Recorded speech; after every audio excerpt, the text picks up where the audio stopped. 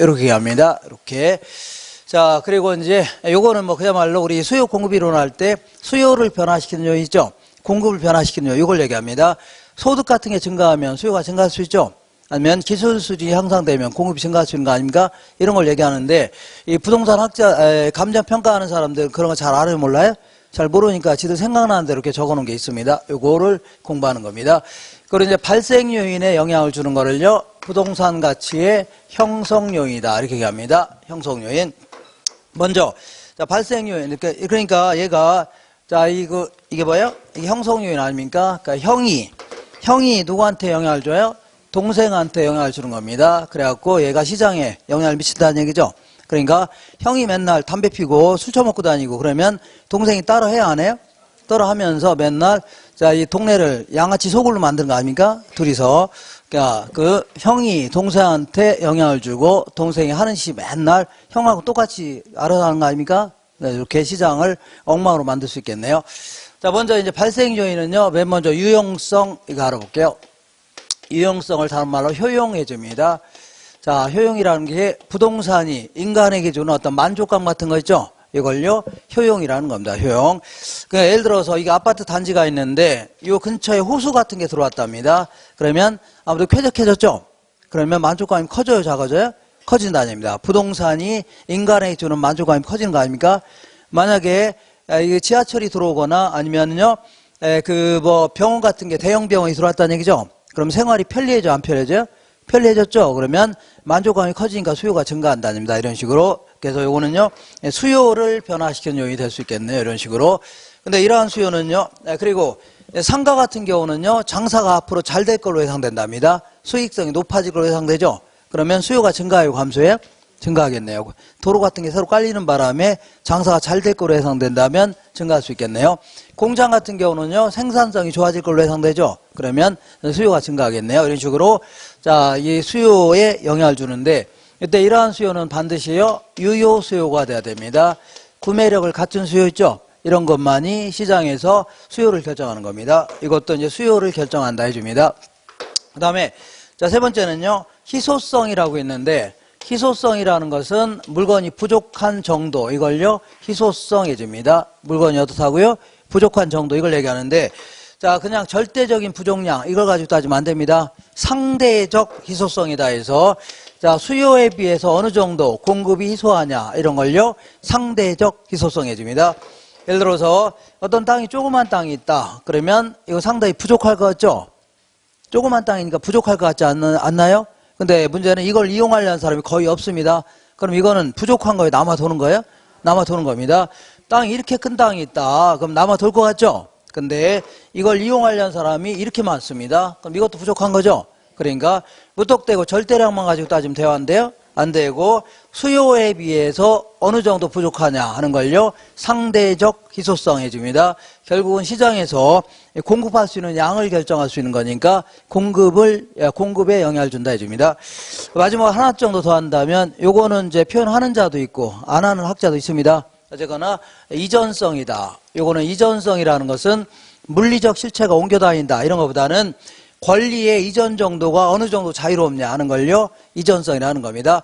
예를 들어서 어떤 아파트는 3년 동안 전매를 금지시켰습니다. 못 팔게 한다는 얘기죠? 그럼 팔 수 있어, 없어요? 없다, 이런 걸요, 이전성이라는 겁니다. 이것도 공급에 영향을 준다 이렇게 표현합니다. 이런 식으로 감정평가학자들이 이렇게 얘기합니다. 알겠죠? 그래서 요 네 가지가 결합해서 뭐 결정돼요? 가치가 결정되는 겁니다. 되겠죠? 이렇게. 그리고 이번에는 자, 이러한 발생 요인에 영향을 주는 것들을요, 형성 요인 이렇게 얘기합니다. 우리나라 지도가 이렇게 돼 있지 않나요? 이렇게. 맞죠? 이렇게. 그리고 이제 우리가 공부하는 데가 한 요 정도 된다고 치자. 이렇게 동네가 있고, 자, 여기 이제 우리가 공부하는 데가 요거고, 요 동네에 있을 거 아닙니까? 그래서 이때 우리나라 전체에 다 영향을 주는 요인들, 이런 걸요, 일반적 제요인이다. 이렇게 얘기합니다. 일반적. 자, 그래서 우리나라 전체, 지금 다 코로나 때문에 우리나라 전체에 다 거래도 약간 줄어들고 했죠? 이런 게 다 영향을 주는 거 아닙니까? 그잖아요. 전쟁이 나거나 이런 걸 다, 아니면요, 우리나라에 있는 모든 부동산에 대해서는 양도세를 더블로 부과하겠다. 그러면 다 영향을 줘, 안 줘요? 줄 수 있죠. 이런 걸요, 일반적 제요인 해줍니다. 그리고 요 지역에만 영향을 주는 걸요, 이 지역 요인이라는 겁니다. 지역 요인. 예를 들어 이 지역이 원래 지하철이 없었는데 지하철이 통과했다는 얘기죠. 아니면 고등학교가 들어오기로 했다든가 이런 건요. 이 지역에만 영향을 주는 거 아닙니까? 이런 걸 뭐라고요? 지역 요인이라는 겁니다. 그리고 이 부동산에만 영향을 주는 걸 뭐라고요? 개별 요인이라는 겁니다. 이 부동산이 도로에서 가깝냐 뭐냐 아니면요 1층짜리냐 100층짜리냐 이런 건 다 뭐라고요? 개별 요인이라는 겁니다. 그리고 지역에는요 지역의 자연 뭐 환경 자연적인 요인도 뭐 들 수 있는데 그럼 무시해도 됩니다.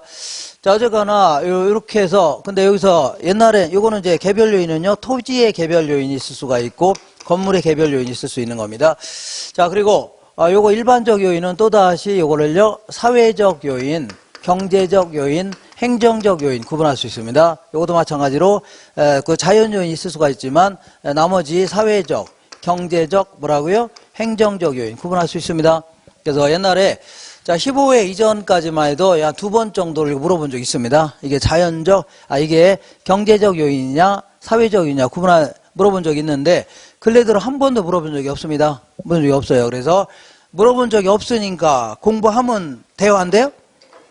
공부해야 돼 안 해야 돼요?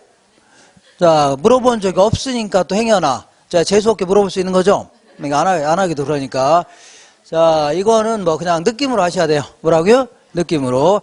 자 사회적, 경제적, 행정적 요인 하면요. 일단 사회를 하면요. 사회적 요인이면 이렇게 느낌으로 무슨 복지라든가 아니면요 학교, 교육 이런 거 있죠.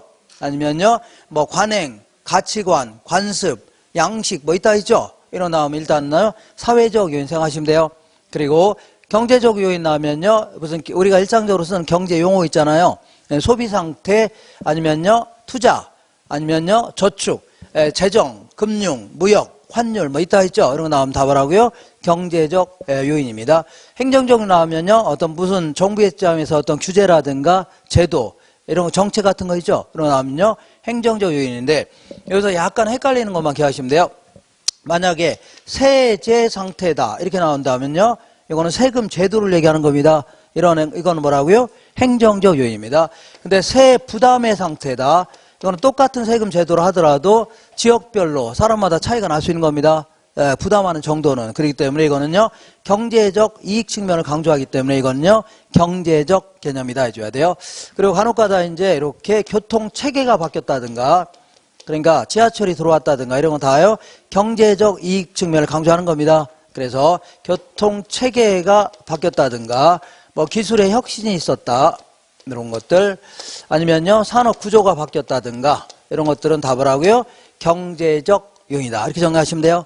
되겠죠? 그래서 만약에 저 아파트 단지에 지하철이 들어오기로 했답니다.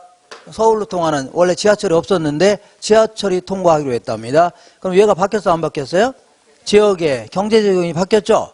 그러면 부동산이 인간에게 주는 만족감이 커졌어요? 작아졌어요?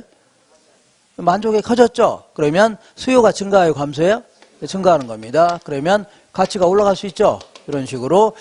자, 그래서 얘가 여기에 영향을 주고 최종적으로 여기에 영향을 준다는 얘기죠? 여기서 가치가 결정된다는 얘기입니다. 그 밑에 한번 보겠습니다. 225페이지 맨 아래. 자, 서술형 지문에 1번에 가치가 발생되기 위해서는요, 가치 발생 요인인 효용, 유효수요, 상대적 희소성, 이전성, 이런 것들이 상호 결합되어서 나타나는 거죠. 하나만 가지고 결정돼야 한대요? 안 되는 겁니다. 그 다음에 2번 볼게요. 효용, 유용성은 인간의 필요나 욕구를 만족해 줄 수 있는 재화의 능력 있죠? 그러니까 부동산이 인간에게 주는 어떤 만족감, 이런 거를요, 효용이라는 겁니다. 세 번째 효용은요 부동산의 용도에 따라 주거지는요 쾌적성 이런 걸로 표현할 수 있고 상업지는요 수익성 공업지는요 생산성 이런 걸로 표현할 수 있겠죠. 만족감을 이렇게 표현할 수 있는 겁니다. 4번에 대상 부동산의 물리적 특성뿐만 아니라 토지용 규제 등과 같은 공법상의 제한이라든가 소유권의 법적 특성 이런 것들도요 대상 부동산의 효용에 영향을 줘야 안 줘요? 다 줄 수 있는 겁니다. 만족감에. 자, 그 다음에 자, 그 5번 보겠습니다. 유효수요란 대상 부동산을 구매하고자 하는 욕구로서 구매력을 필요로 하는 수요 있죠? 이걸요, 유효수요라는 겁니다. 상대적 희소성이란 부동산에 대한 수요에 비하여 공급이 어느 정도 부족하냐 하는 걸요, 상대적 희소성이라는 겁니다. 양도 가능성, 다른 말로 이전성을 얘기합니다. 이거는요, 부동산의 가치 발생 요인으로 포함하는 견해도 있다는 얘기죠. 어떤 학자는 이거 빼기도 합니다. 예, 포함하는 견해도 있다. 권리의 이전성이란 부동산 권리에 대한 통제의 정도가 이전되는 것으로 단순히 물리적인 이동을 의미하는 게 아니죠. 부동산을 옮길 수가 없잖아요. 이거는 소유권이 법적으로 이전됨이 어느 정도 용이하냐 하는 걸요. 이걸요 권리의 이전성이라는 겁니다. 그 다음에 가격 형성 요인은요. 가격 발생 요인에 영향을 미치는 거죠. 형이 누구한테 영향을 미쳐요? 동생한테 영향을 주는 거 아닙니까? 그 다음에 가치 형성 요인이란 대상 물건에 경제적 가치에 영향을 미치는 일반적인 요인, 지역적인 요인, 개별 요인 이런 걸 얘기하는 겁니다. 자, 11번 볼게요. 부동산 가치 형성 요인 중에 인구의 상태라든가 가족 구성, 가구 분리, 아니면 교육이라든가 사회 복지 이런 건 느낌상 어쩐지 사회적 요인에 해당됩니다. 그 다음에 부동산 가치 형성 요인 중에 토지 및 주택 정책의 상태라든가 무슨 정책 이런 거 나오면 일단은 행정적 요인 기억나셔야 돼요. 부동산에 관한 세금 제도를 줄여서요. 세제의 상태 이런 것들은요. 행정적 요인에 집어넣어야 됩니다. 예, 부동산 가치 형성 요인 중에 뭐 세금 부담의 상태라든가 교통 체계의 상태, 기술의 혁신이 있었다든가 산업 구조 등의 상태 이런 건 답을 하고요. 경제적 요인 쪽에 집어넣어야 됩니다. 자, 이렇게 해서 이런 것들을 막 자꾸 암기하려고 하지 마시고 요것만 노란색 있죠? 노란색 정도만 기억하시면 돼요. 이렇게. 자, 이렇게 해서 예? 뭐라고 했어요? 뭐 잘못됐나요? 이렇게 해서 정리하시면 됩니다. 자, 이렇게 해서 부동산 가치가 이런 식으로 이론적으로 이렇게 결정된다. 그런 얘기고. 그런데 이런 부동산 가치는요, 어떤 법칙성을 띠면서 움직인다는 얘기죠. 이걸 잘 알므로써 감정평가하는데 이론적으로 도움을 받고자 한다. 그런 얘기입니다. 이걸요, 부동산 가치의 제원칙이다. 제라는 게요, 여러 가지라는 뜻입니다. 여러 가지 원칙들이 있다는 얘기죠. 그죠? 예를 들어서, 부동산은요, 주변 환경과 잘 어울릴 때 가치가 높죠? 잘 어울리지 않으면요, 가치가 떨어진다. 이런 식으로 해서 어떤 법칙성을 띠면서 움직인다. 그런 얘기입니다. 그래서 이걸 잘 알므로써 감정평가하는데 좀 써먹겠다는 얘기죠. 이걸요, 부동산 가치의 제원칙이라는 겁니다. 자, 여기서는요, 이렇게 볼게요. 가장 중요한 대원칙이 있습니다. 이걸요, 중추적인 대원칙이다. 이렇게 표현합니다. 가장 중심이 되는 대원칙. 이걸요, 중추적 대원칙이라는 겁니다. 자, 그래서 요거는 맨 먼저 어디 갔냐면 노란색. 이거는 맨 먼저 부동산은요, 내부적인 요인이라든가 외부 환경에 비쳤을 때 가장 최선으로 이용할 때, 최유효 이용할 때가 가치가 가장 높다는 얘기죠. 그죠? 이걸요, 최유효 이용 원칙이라는 겁니다. 자, 이게 이제 가장 중심이 되는 대원칙입니다. 이렇게. 이제 이거와 관련돼서 부동산 내부와 관련된 이런 원칙, 이걸 뭐라고 하냐면 대내적 공간의 원칙이다. 혹은요, 내부적 원칙이라는 겁니다. 예를 들어서 부동산 주차장이라든가 엘리베이터 같은 거 있죠? 적절히 잘 갖췄을 때 가치가 높죠? 그죠? 여기 엘리베이터 한 대밖에 없으면 짜증나요, 안 나요? 올라오면 짜증나죠? 적당히 좀 갖춰져야 된다입니다. 이걸요. 그럴 때 가치가 높다는 얘기죠. 갖출 거 적당히 내부 구성 요소 간에 적절히 잘 갖췄을 때가 뭐라고요? 최유효 이용이 되는 겁니다. 그때 가치가 높겠죠? 이런 걸요. 대내적 공간의 원칙이라는 거고. 그 다음에요. 외부 환경과의 관계에서 자, 최유용 이용과 관련되어 있는 원칙. 이걸요. 대외적 공간의 원칙이라 이렇게 얘기합니다. 예를 들어 아까 같이 부동산은 주변 환경과 잘 어울려야 되죠. 그러니까 공장 한복판에 아파트가 있다. 그러면 주변 환경과 어울려 안 어울려요? 이건 제대로 된 이용이 아니라는 얘기입니다. 그죠? 그러니까 주변 환경과 잘 어울릴 때가 최유효 이용이 되는 겁니다. 그때 가치가 높다는 얘기죠. 이걸요. 대외적 공간의 원칙이줍니다. 그 다음에 이번엔 시간과 관련돼서도 관련된 원칙을요. 시간의 원칙이다 해줄게요. 예를 들어서 A라는 부동산이 있고 B라는 부동산이 있는데 둘 다 지금 현재는 수익이 비슷한데 A는요. 앞으로 수익성이 떨어질 걸로 예상된답니다. 앞으로. B는요. 막 올라갈 걸로 예상되죠. 그럼 어떤 게 더 좋아요? 올라갈 걸로 예상되는 게 있죠. 이런 걸 이용하는 게 최유효 이용이 되는 겁니다. 만족감이 큰 이용을 뭐라고요? 최유효 이용이라는 겁니다. 이런 걸 이용해야 되겠네요. 자, 이걸 시간의 원칙이라는 겁니다. 이렇게. 예, 그리고 마지막으로 이제 이거는 간접 원칙입니다. 직접적인 원칙은 아니고 뭐라고요? 간접적으로만 적용되는 원칙입니다. 자, 이렇게 해서 요 내용 하나하나 일단 적어보겠습니다. 대내적 공간의 원칙은요, 학자들이 이렇게 얘기합니다. 기여의 원칙, 그 다음에 균형의 원칙, 이렇게. 세 번째는요, 수익 배분의 원칙이라는 게 있습니다. 하나 정도 더 한다면요. 수익은요. 처음에는 체증하다가 나중에는요. 체감한답니다. 이렇게 이걸요. 수익 체증 체감의 원칙이다. 이 정도를요. 대내적 원칙이다 해줍니다. 대외적 원칙은요. 경쟁의 원칙이라는 게 있고 그 다음에 하나 정도 한다면 적합의 원칙. 적합의 원칙이다. 이렇게 자 이런 정도를요. 대외적 공간의 원칙. 자 시간의 원칙은요. 변동의 원칙이라는 게 있습니다. 자 그리고요. 예측의 원칙 정도. 이 정도를 기억하시면 되고 간접 원칙은요. 이거는 이제 어차피 부동산도 수요 공급에 따라 결정되는 겁니다. 수요 공급의 원칙. 그리고요. 대체의 원칙이다. 하나 정도 더 한다면요.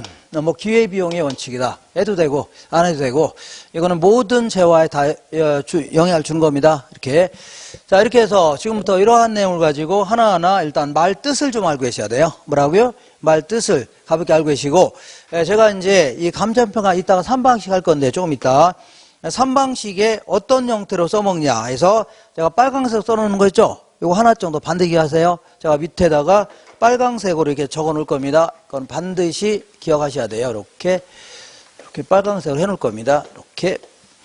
자, 이렇게 해서 이렇게 해보겠습니다. 먼저 하나하나 좀 알아보겠습니다. 먼저 최유효 이용의 원칙은요. 우리 전 시간에 부동산 이용론을 했죠.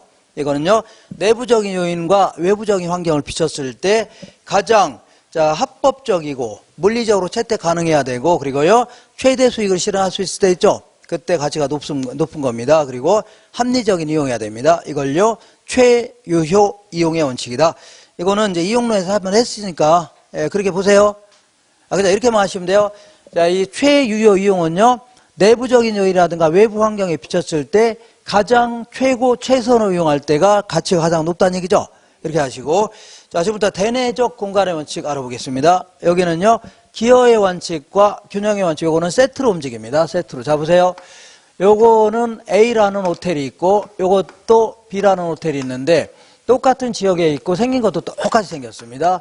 똑같이 생겼는데 불구하고 얘는 가치가 한 7억 정도밖에 안 되고 얘는 한 14억 정도 가치가 된답니다. 자, 왜 이렇게 차이가 나나 이렇게 해봤더니 자세히 봤더니 어제거나 상가는 장사가 잘 돼야 가치가 올라가는 거죠. 권리금 많이 박팔 수 있으니까 잘 봤더니 다른 건 다 똑같은데 얘는 주차장 설비를 제대로 못 갖췄습니다. 얘는요 주차장 설비를 완벽히 갖췄다는 얘기죠. 그럼 차들이 와서 여기 세울 데 없으면 짜증 나요 안 나요? 항상 이쪽으로 갈 거 아닙니까? 그래 여기는 가치가 떨어지고 가치가 올라간다는 얘기죠. 그래서 지금부터 이런 부동산을요, 자 내부 구성 요소 간의 균형을 이루고 있다 이겁니다. 내부 구성 요소 간에 적절히 갖추고자 갖췄다는 얘기죠. 이렇게 자 이걸 균형의 원칙에 부합된다 해줍니다. 뭐라고요? 근데 이런 것들은요 균형의 원칙에 위배된다 해줍니다. 뭐라고요? 그래서 균형의 원칙에 위배될 경우에는요 이렇게 이따가 하겠지만 기능적 감가라는 걸 해야 됩니다. 무슨 감가라고요? 기능적 감가. 무슨 얘기인지 모르겠지만 일단 이렇게 기억하세요. 기능적 감가. 자 그래 좋다. 자, 이 그 주차장 설비 못 갖춰서 A라는 호텔 주인이 자 장사도 안 되고 울상이죠. 그래서 안 되겠다. 현재 7억짜리 부동산인데 여기다 한 3억을 정도 투입해서 주차장 설비 했다고 치자. 그랬더니 원래 가치는 10억이 돼야 되죠. 생사비를 합치게 되면. 근데 이거 이상이 될 수 있다는 겁니다. 14억이. 그러니까 부동산의 가치라는 것은 단순히 생산비를 합친 게 아니라는 얘기죠.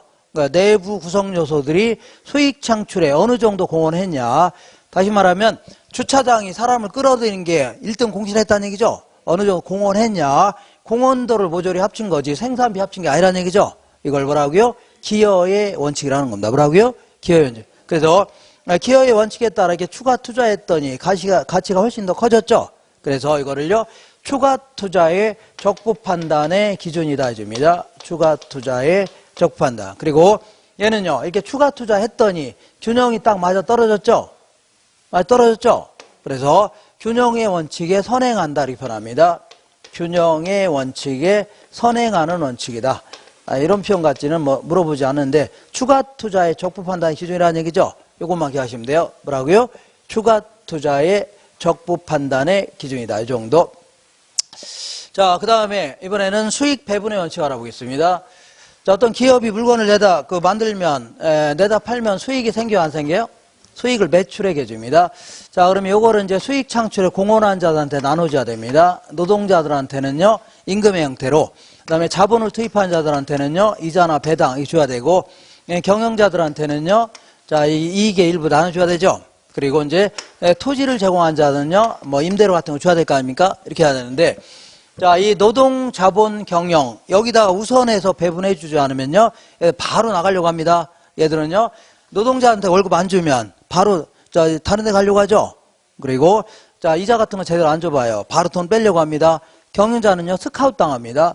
그런데 토지는 꼼짝 못 하는 거죠. 그리고 또한 토지 같은 경우는 생산비가, 내가 이걸 만들어서 돈 받고 파는 이유가 뭐예요? 아, 나도 이거 생산비 들어가 안 들어가요? 들어가니까 거기다가 적정한 이윤을 포함해서 바꾸자는 게 가격 아닙니까? 근데 토지라는 게 애초에 얘는 생산비가 들어갔어 안 들어갔어요? 안 들어갔으니까 경제학에서는요, 원래 토지에는 배분받을 게 없다는 얘기입니다. 다만 남들 다 배분해주고 행여나 남는 게 있다면 배분해줘야 된다는 얘기죠. 그런 논리입니다. 그래서 여기다 먼저 배분해주고 남는 게 있다면요, 토지에 배분해줘야 된다는 얘기죠. 그런 논리입니다. 그래서 이게 이제 나중에 토지잔여법의 근거입니다. 우리 수익 방식에 토지잔여법이라는 게 있는데 이따 잠깐 할 겁니다. 이거의 근거가 어디에 있다고요? 수익 배분의 원칙이다. 이렇게 그냥 기억하시면 돼요. 그 다음에 이런 얘기를 해볼게요. 자, 내가 여기다가 30층짜리 건물을 딱 지으려고 하는데, 자, 층수가 올라가면 올라갈수록 계속 수익이 커질까요? 그렇지 않다는 얘기입니다. 자, 어느 정도까지는, 자, 여기서 수익은 이익을 생각하시면 돼요. 수익이 체증하다가, 그 다음부터 체감하기 시작합니다. 자, 그러니까 여기까지를 이제 집약한계라는 표현을 써볼게요. 무슨 한계라고요? 집약한계는 여기까지는요, 한층 더 올렸을 때 들어오는 수입 있죠? 이게 한층 더 올렸을 때 들어가는 비용보다 크다는 얘기죠? 그럼 계속 올려야 된다는 얘기입니다. 근데 한 15층이 넘어가게 되면 이때부터는 분양이 좀 안 될 가능성이 있죠? 그러니까 한층 더 올렸더니 건축비는 1억인데 분양금은요, 4천만 원밖에 안 들어올 것 같다는 얘기죠? 그럼 올리면 돼요, 안 돼요? 안 됩니다. 그러니까 이거 이상 올라가게 되면요, 오히려 들어온 돈을 까먹기 시작합니다. 그래서 자, 이 어떤 한정된 토지에다 노동자금을 투입하게 되면요, 어느 정도까지는 수익이 점점 체증하다가 점점 늘어나다가 그 다음부터는요, 점점 다시 또 체감하기 시작합니다. 다시 줄어들기 시작한다는 얘기죠. 그래서 그러니까 추가 투자하더라도 여기까지만 추가 투자해야 됩니다. 이것도 마찬가지로 추가 투자의 적부 판단의 기준이다, 이렇게 표현합니다. 제가 빨강색으로 하는 거 있죠? 이것만 잘 기억하시면 돼요. 빨강색. 이 정도를 대내적 공간의 원칙 해줍니다. 그 다음 이제 대외적 공간의 원칙은요, 요 정쟁의 원칙은 말뜻만 하시면 돼요. 말뜻만. 자, 생각해 볼게요. 어떤 지역이 딱 하겠는데, 어떤 아줌마가 여기가 이제 여자 고등학교가 딱 들어온다 하길래 잽싸게 가서 라면집 딱 차렸습니다. 총알같이 가서 차렸죠? 그러니까 여학생들이 갈 데가 여기밖에 없는 거 아닙니까? 그럼 여기는 큰 돈을 벌어야 안 벌어요? 번다. 이거를요, 큰 돈을 초과 이윤 해줄게요. 무슨 이유라고요? 초과 이윤. 이렇게. 그러면, 자, 가치, 부동산 가치 굉장히 높겠죠? 근데 조금만 있어봐요. 다른 아줌마들이, 다른 기업들이 여기 들어와 안 들어와요? 들어오기 시작하죠? 우후죽수 막 생기기 시작할 겁니다. 막 B, C, D. 그죠? 그러면 초과이윤이 늘어나요? 줄어들어요? 아, 줄어들 거 아닙니까? 손님이 나눠지는 거죠? 초과이윤이 줄어들겠네요. 그럼 어디까지 들어오냐면 이렇게 먹을 게 있는 한은 계속 들어오는 겁니다. 뭐라고요? 먹을 게 있는 한. 결국은 이런 식으로 초과이윤은 경쟁을 야기하고 경쟁을 통해서 뭐라고요? 초과이윤이 줄어든다는 얘기죠. 결국은 처음에는 가치가 올라갔다 나중에 경쟁 때문에 줄어든다는 얘기입니다. 이렇게 이런 걸요, 경쟁의 원칙이라는 겁니다. 뭐라고요? 경쟁의 원칙. 그 다음에 적합의 원칙은요, 이렇게 해볼게요. 자, 부동산은요, 주변 환경과 적합하게 이용할 때가 가치가 높다, 그런 얘기입니다. 자, 아무래도 주택은요, 주거지역에 있는 게 좋겠죠? 상가는 상업지역에 있고 이런 게 좋을 겁니다. 그래서 어떤 A라는 부동산은요, 주변 환경과 이렇게 적합하게 이용해야 가치가 높다, 그런 얘기입니다. 이걸 뭐라고요? 적합의 원칙이라는 겁니다. 만약에 공장 한복판에 뭐가 있어요? 아파트가 있다. 그러면 이건 주변 환경과 어울려, 안 어울려? 안 어울리죠? 이런 것들은요, 나중에 감정평가할 때 경제적 감가라는 걸 해야 됩니다. 무슨 감가라고요? 경제적 감가. 이렇게 해줘야 돼요. 자, 그리고 참고로 적합의 원칙은요, 주변 환경과 잘 어울리게 이용해야 된다는 어떤 그 당위성, 이걸 강조하는 개념이고, 자, 여기에 약간 비슷한 용어가 이제 외부성의 원칙이라는 게 있습니다. 외부성의 원칙은요, 주변 환경에 어떤 영향을 받고 있나, 이런 측면을 강조하는 어떤 소극적인 개념입니다. 얘가 적합의 원칙이요, 부동산 가치가 높이려면 주변 환경과 잘 어울리게 이용해야 된다는 어떤 적극적이고 능동적인 개념이라면, 얘는요 주변 환경에 어떤 영향을 받고 있나 하는 어떤 수동적이고 소극적 개념이죠. 이걸 얘기합니다. 뭐 거의 비슷한 용어인데 이렇게 뭐 굳이 구분하기 싫으면요 적합의 원칙 뭐 하나 알으면 돼요. 아시겠죠? 이번에는 시간의 원칙 알아보겠습니다. 시간의 원칙은요, 우리가 지금 공부하고 있는 부동산이 예를 들어서 뭐 40억이다 이런 표현 자체는 정확해요, 정확성이 떨어져요? 떨어집니다. 왜냐하면 부동산 가치는 계속 변해요, 안 변해요? 주변 환경도 계속 변할 수 있는 거죠. 뭐 주변에 뭐 대학교도 들어올 수 있는 거고, 이렇게 지하철도 이렇게 들어올 거. 그리고 요 부동산 자체도 계속 변해, 안 변해? 지금 이 시간에도 이 부동산은 가치가 감소하는 겁니다. 사람도 그 언젠가는 죽는 거죠. 그러니까 지금도 이제 죽으러 가는 겁니다. 죽으러 가는 거 아닙니까? 똑같이 이 부동산도 언젠가는 철거해야 돼, 안 해야 돼요? 그러니까 지금도 가치가 점점 떨어지는 겁니다. 그죠? 이런 것도 내부적인 요인도 있을 거 아닙니까? 그죠? 지하철 아니면 엘리베이터를 새로 설치했다든가 이렇게 외부적 요인이라든가 내부적 환경이 계속 변해, 안 변해? 변할 수 있죠. 그러면서 부동산 가치도 계속해서 변동될 수가 있다 그런 얘기입니다. 이렇게. 그렇기 때문에 부동산 가치를 표현할 때는요, 항상 특정 시점을 딱 명시해서 이 날짜의 가치가 얼마냐 이렇게 평가해야 됩니다. 아시죠? 이 날짜. 그래서 이걸 기준 시점 해줍니다. 무슨 시점이라고요? 기준 시점. 이 날짜를 기준으로 해서 얼마냐 이렇게 평가해야 됩니다. 그래서 이 변동의 원칙은요, 기준 시점 확정의 근거가 되는 겁니다. 이렇게. 자, 나중에 하겠지만 이 기준 시점은요, 이 가격 조사를 완료한 날짜를 얘기합니다. 뭐라고요? 가격 조사 완료일. 우리 감정표가 규칙에 따르면. 마지막으로 예측의 원칙은요, 이런 얘기입니다. 부동산의 가치라는 것은 과거의 수익 실적보다는 앞으로 미래 예상되는 수익 있죠? 이거에 근거해서 지금 시점의 가치가 결정되는 겁니다. 아시죠? 과거의 수익보다는 앞으로 지하철이 들어올지 모른다. 그러면 상가는 높은 수익이 예상되죠? 그러니까 서로 막 구입하려고 하겠네요. 앞으로 쓰레기 매립장이 들어올지 모른다. 그러면 낮은 수익이 예상되죠? 그럼 살려고 안 살려고? 안 살려고 하죠. 그러니까 과거의 수익보다, 수익 실적보다는요, 미래 예상되는 수익 있죠? 이걸 기초로 해서 지금 시점의 가치가 결정되는 겁니다. 이걸요, 예측의 원칙이라는 겁니다. 그래서 나중에 이따가 하겠지만 수익 방식은요, 미래 예상되는 순수익, 미래 예상되는 순수익을요, 미래에 예상되는 순수익에 기초해서 위험을 따져갖고 환원율을 구합니다. 환원율을 구해서 이렇게 해서 가치를 구한 거를요, 수익 가치라는 겁니다. 무슨 가치라고요? 수익. 그래서 요거의 가장 큰 근거가 뭐라고요? 예측의 원칙이 되는 겁니다. 그래서 수익 방식의 근거입니다. 무슨 방식이라고요? 수익 방식의 근거가 예측의 원칙이다. 이렇게 정리하시면 돼요. 자, 이렇게 해서 정리하시고 이쪽으로 오겠습니다. 자, 간접 원칙은요, 이렇게 보겠습니다. 자, 먼저 수요 공급의 원칙은요, 부동산도 아까 얘기한 대로 수요와 공급에 따라 결정되는 거죠. 예, 근데 이게 왜 여기서 나오냐면, 자, 이런 얘기를 하려고 하는 겁니다. 자, 수요와 공급에 의해서 부동산 가치가 결정될 겁니다. 이렇게 P0, 이렇게 Q0 결정돼 있었는데, 만약에 이 부동산에 대한 수요가 증가했다고 치자. 뭐가 증가한다고요? 수요가 이렇게 딱 증가하게 되면 부동산 가치가 올라가, 안 올라요? 오를 수 있죠. 이렇게 두 번째 이렇게 올라갈 겁니다. 이렇게 올라간다. 그러면 올랐으면 여기서 끝나는 게 아니라는 얘기죠. 그죠? 그럼 가격이 좋아졌으니까 여기다가 건설사가 아파트 지으려고 안 지으려고요? 막 지으려고 하죠. 그래 또다시 막 공급에 또 영향을 줄 수 있다는 얘기입니다. 또다시. 자, 세 번째 이런 식으로 자, 수요와 공급에 의해서 결정된 가격은요, 또다시 수요 공급에 막 영향을 준다는 얘기죠. 이렇게 해서 끊임없이 막 변동될 수 있다는 사실, 이걸 간접적으로 얘기하는 겁니다. 이런 식으로 이런 걸요, 이렇게 수요 공급에 따라 결정된 가격은요, 또다시 수요 공급에 영향을 준다는 얘기죠. 이런 걸요, 부동산 가치의 이중성이다 이렇게 표현합니다. 막 이런 게 있다 하시면 돼요. 뭐라고요? 부동산 가치 어떻다고요? 이중성의 근거다 이렇게 표현합니다. 표현하면 돼요. 자, 그 다음에 대체의 원칙은요, 오비 맥주가 있고 화이트 맥주가 있다면, 자, 맛도 비슷하고 품질도 비슷하다. 그러면 가능하면 싼 걸 소비해요? 비싼 걸 소비해요? 싼 걸 소비하죠. 그러면 비싼 거는 팔려 안 팔려요? 안 파니까 걔들도 가격을 낮출 수밖에 없는 겁니다. 그러니까 만족감에 큰 차이가 없다면요, 가격은 비슷해집니다. 알겠죠? 똑같은 논리로, 자, 여기 어디가 있냐면, 여기가 이제 이 아파트, 어떤 지역이 있는데, 요거는 대림 아파트고, 요거는 삼성 아파트인데, 같은 지역에 있고, 애들 학교도 있고, 남편 직장도 있고, 같은 생활 근거, 이거란 얘기죠? 이건데, 자, 생긴 것도 똑같이 생겼습니다. 삼성이나 대림이나 어떻다고요? 내부셔도 거의 똑같아요.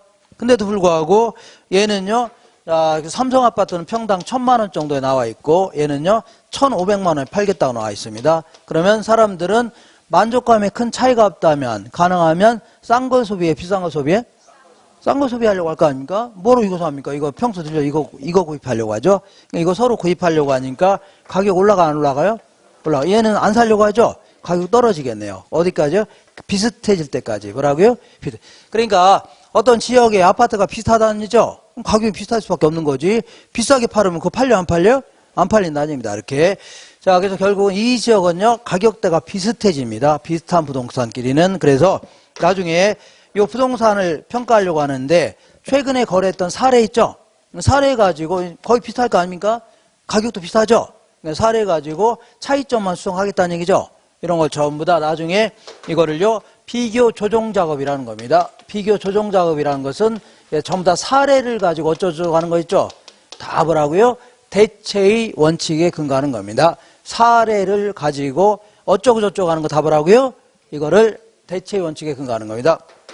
자, 기회비용 원칙은요, 기회비용이라는 게 포기한 대안으로부터 얻을 수 있는 이익 같은 거 있죠? 이걸 기회비용이라는 겁니다. 내가 공부를 안 하고 다른 거 했더라면, 나 이거 회사 다니면 저 돈을 많이 벌 수 있죠? 그걸 뭐라고요? 기회비용이라 하는데 나중에 한번 하기로 하고. 다만 여기서는요, 이렇게 볼게요. 어떤 상업지역이 있는데 요것도 공장으로 이용하고 있답니다. 이 땅도. 그리고 여기는 이제 그 공업지역인데 공장으로 이용하고 있답니다. 그러면 이 상업지역에 있는 공장이 비쌀까요? 공업지역에 있는 공장이 비쌀까요? 공장 부지가 비쌀까요? 여기는 비싸겠죠. 왜냐하면 얘를 다른 용도로 이용했더라면 더 큰 이득을 얻을 수 있는 거죠. 그걸 감안해가면서 이건 잘못된 이용이니까 다른 용도 얼마든지 다시 이용할 수 있죠. 그걸 감안해서 가치가 결정되는 겁니다. 이걸 뭐라고요? 기회비용의 원칙이라는 겁니다. 이거는 일반적인 재화든 뭐든 다 적용할 수 있는 겁니다. 되겠죠? 그래서 여기서부터 여기까지 정리를 하시고 문제를 통해서 확인해 보겠습니다. 자, 거기에 230페이지 보겠습니다. 1번에 서술형 질문의 1번 부동산 가치의 원칙은요, 부동산의 가치가 어떻게 형성되고 유지되는지 그 법칙성을 찾아내서 감정평가하는데 평가활동의 지침으로 삼겠다는 행동 기준입니다. 이번에 최유효이용의 원칙이라는 것은 부동산 가치는요, 최유효 이용을 전제로 하여 파악되는, 그때가 가치가 가장 높다는 얘기죠. 가치 상한선을 표준으로 하여 형성된다는 원칙이다. 가장 최고 최선을 이용할 때가 가치가 가장 높다는 얘기죠. 이걸요, 최유효 이용의 원칙이다 아닙니다. 그 다음에 3번 최유효 이용은요, 대상 부동산의 물리적 재택 가능성, 그리고 합리적이고 합법적인 이용해야 됩니다. 그리고 최고의 수익성을 기준으로 판정할 수 있다는 얘기죠. 이건 전 시간에 이용론에서 공부했을 겁니다. 그 다음에 4번 볼게요.